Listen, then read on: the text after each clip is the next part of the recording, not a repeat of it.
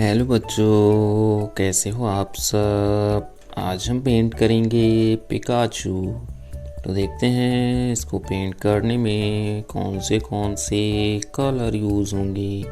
Yellow colour, red colour, pink colour.